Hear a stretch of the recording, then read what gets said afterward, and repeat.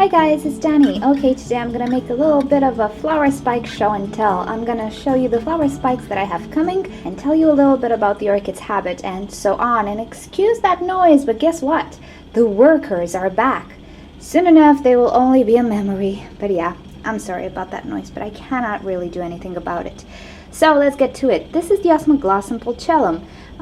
A week or two ago, I made a video telling you that this guy seems to be creating his flower spike into a closed leaf, practically like a sheath. And well, something has happened since then. As you can see, the buds are starting to break through the leaf and practically coming out. So that's exciting. I didn't act on this leaf at all, so this is all they're doing. So yeah, I asked you guys if you have any idea about this, if you observed something like this. Rachel told me that one of the growers that has a lot of these orchids never saw something like this, or they said that the spikes come from between the leaves just like any other Oncidium. I don't know what to say really, because you can see that my orchid does have closed leaves, even if it doesn't have flower spikes within those leaves. Not that I can see yet, I don't know. But yeah, she does have closed leaves. The leaves from the sides are closed, the ones from the middle are open. So yeah, but as the spike grows, as you can see, the leaf pops open. Hopefully this focuses right here. So yeah, I really hope this guy will bloom before I get to leave, because I don't want to transport him with the buds still forming or with the flowers. I really want to get to see these flowers and smell them. They should smell fantastic.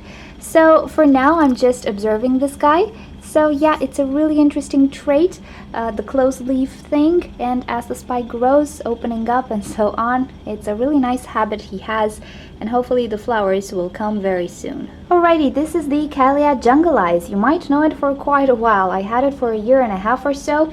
It grew like mental, but it never bloomed, and I don't know why. Well, recently I divided it. I unmounted it actually and divided it to send half of it to my friend here, Ana Maria. And I think you might remember that video. It was a month ago, something like that. And then there was no new growth inside. And today, this is the new growth. This orchid has the fastest growth I've ever seen, in the Kalia family at least. She grows a pseudobulb in about a month and a half, totally, completely mature. So she does have a really fast growth pattern. So today I was just looking at this growth and I feel something very bumpy here. So I just took a flashlight and took a peek. Hopefully you can see. Oh, I'm not sure if this camera picks it up. Let me change the angle. Okay, so hopefully you can see now. Right there, do you see a little bump? I think that is a bud. I don't think it's a second leaf, really, because it should have been further up. Even though this Kalia is a bifoliate, I did see pictures with it in bloom with one leaf. So yeah, it's up to her really. And inside, if my camera will focus, I see something orange. Very hard to tell. Okay, this is very early and I'm so sorry about the shaky camera work, but I have absolutely no space right now. So actually, Andrea from Orchids and a Duchy told me that this division that I made, a little bit of a stress that I kind of provided for this orchid, might make it bloom. And I think she was right. I really think this is a bud forming right here. It's really plump right here. In a few days, I'll know for sure, because this orchid grows so fast. And another good news for my viewer Ana Maria, she produced some new growths as well, and multiple new growths. And what I intend to do with this one when I get to my new location, I'll pot it up, I'll not keep it mounted, and probably I'll make those divisions within the pot, so I encourage multiple growths. Because this girl is a big girl with only one growth direction, and I see quite a few nodes, or actually eyes, that are viable, and I think they will develop into new growth. So I want to make her bushier, and I want to have multiple flowers, so this is what I intend to do with this one. Now, this is an Cattleya hybrid, and from what I hear from the internet, Cattleyas are pretty picky. I did not observe anything within this regard with my orchid. She's just growing like a weed, and that's all she does. Maybe they refer to the fact that the roots are kinda sensitive to too much sogginess. Maybe that's the case. Yes, I had it mounted. Roots are growing like crazy for me, and I'll make sure to pot it into a media that's very airy. But yeah, for the main part, even if people say Cattleya hybrids are fussy and picky, not really the case for me. I hope it will not be the case for you either. I can say that it's a pretty fast grower, pretty vigorous. It doesn't bloom as fast as you might want to, maybe. But yeah, if you get it to bloom, I bet you she's gonna look fantastic. And here is one that I really, really, really love. This is a Beallara. I'm a sucker for Beallaras, I have to tell you. All of them are beautiful. I'm not sure how. It's a very, very good hybrid from this regard. Looks beautiful. So this is my Beallara Diana Dunn Gothic. And she was in bloom 3 months ago or so. The flower spike dried, but behold, we have another flower spike coming from the same pseudobulb, but on the other side. And this time I think I have about 3 buds, and hopefully none of them will blast. Last time I only had 1 bud because 1 blasted. She only produced 2 buds. But I really, really think this time I'll have more flowers.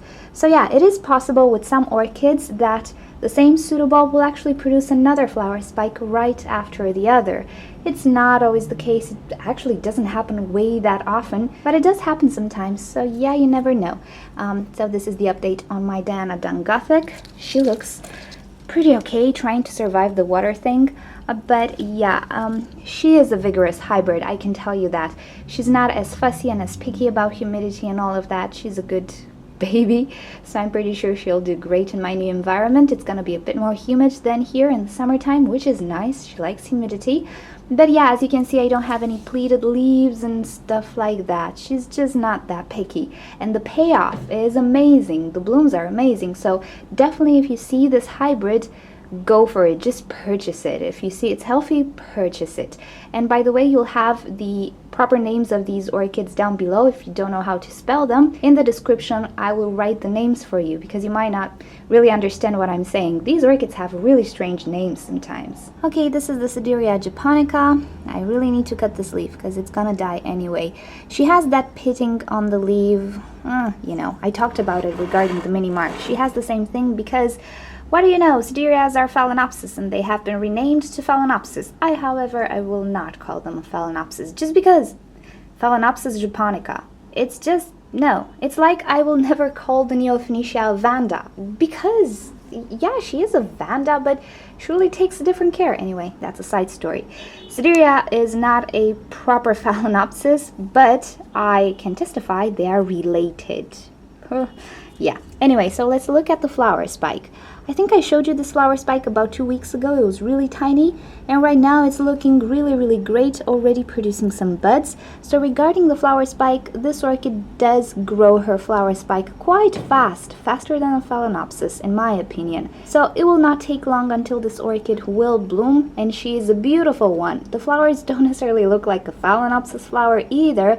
That's why I'm not gonna call her a Phalaenopsis anyway. So she is quite different. She requires a bit of a different treatment, but I can testify that they are related. I mean, an Oncidium would not look like this, really. Okay, this is Dendrobium aphyllum or Pierardi, or he has another name. Anyway, he goes by many names. So this is the only bloom I got from him this year. Is this too bright? I really hope it turns out okay on camera. Now this guy produced 2 blooms last year, and this time a smaller pseudobulb than the one he produced last year. Not a good sign, but it's totally understandable because this guy had a terrible root system. I repotted him into this kind of growth, and until the root system grows, I can expect some staling. So in my opinion, this is what staling is. I'm setting back the orchid a little bit, but I really had no choice than to chop off the old roots. So anyway, this can happen, but if you look up this guy on the internet, you can see he grows really long canes that are full of blooms, really, really pretty blooms. So definitely I'm keeping this guy. He's quite healthy, he's quite okay, just a little bit set back and a little bit not happy, but he will do much better next year. And this is the flower he produced this year for me. And yeah, I can do with 1 flower. I just wanted to show you this flower. And last but not least, the Psychopsis orchid. Now this one for me last year did not bloom during winter time. I had such a gloomy winter time, even for my climate. This year, however, we had a pretty warm and sunny winter, and this guy bloomed all the way through the winter as well. So I can conclude that in a warmer climate, a more sunny climate, he can actually bloom all throughout the year. I don't think he will take any breaks. And what I wanted to show you is the flower spike and how it becomes right here on the top. So because this is a sequential bloomer, you will always have new buds and new flowers from the top, and in time he will create this cluster of sheaths you can see here. It doesn't mean that the spike is drying or dying in any way, because as you can see the tip is still green, and this flower spike can continue to bloom for quite a few years. So you can imagine this little bract of some sorts will get quite big. So don't worry if it gets like this. It doesn't mean your Psychopsis is done blooming in any way. As long as the tip is green, you're fine. But this is how it can end up. Mine has been blooming continuously for about a year and a half already, since I got it, and it seemed that it was not blooming for a lot of time. So my first bud was situated somewhere here, so probably it was the second or third bud of this flower spike. And in time he flowered more and more and more and more. Anyway, these flower spikes are pretty strange. They can branch out, particularly if you break them somehow from a node. They can branch out, they can create cakeys on the flower spike. It's a really funny guy, and he's quite interesting. So with these guys, with the flower spikes, try to not damage them or cut them in any way, because they will do stuff over the years, and each spike can last you for quite a few years. I'm not sure how many years exactly, but they can last you quite a few years. So mine really doesn't do anything from the nodes at this point. Maybe he will, I don't know, but so far I am pleased with how things are growing, and yeah, I guess he will keep blooming for me for years and years and years. So yeah, this was the Psychopsis and the last update of today. Okay guys, thank you for watching. These were a few of the spikes that we have going on right now. I just remembered there are a few others, but these were the interesting ones, let's say. The ones worthy of show and tell. But it's quite amazing because I've put my orchids through a great ordeal with the whole spider mite situation, and they can still find the strength to bloom, which is quite nice. So thank you for joining. Hope you enjoyed this video. Maybe it gave you some ideas about the flowering patterns of these orchids. So if you'd like to see more videos from me and stay up to date with my orchids, simply subscribe to my channel. I post on a regular basis. Also feel free to leave me questions or suggestions for videos in the comment section below, and I'll get back to you. If you click on the left side of your screen, you'll be directed to orchidnature.com, where you'll find care sheets, identification sheets, and also you can talk to us in the forum section. And on the right side of your screen, you can click to watch another orchid video. Thank you for joining. I'll see you next time. Bye!